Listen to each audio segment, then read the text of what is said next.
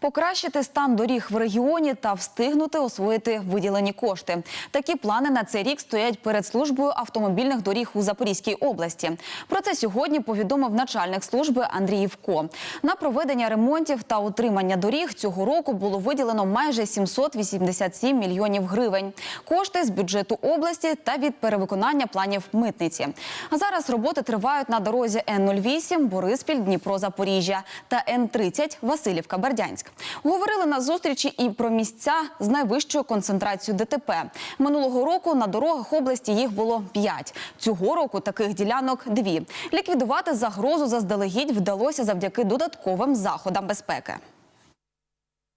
У нас эти два места, это по трассе М-18 в районе Васильевки, в городе Васильевка и возле населенного пункта Михайловка. Мы установили барьерное ограждение. Мы сейчас занимаемся, поставили освещение. Сейчас будет подключение. Мы уже запроектировали светофорный перекресток.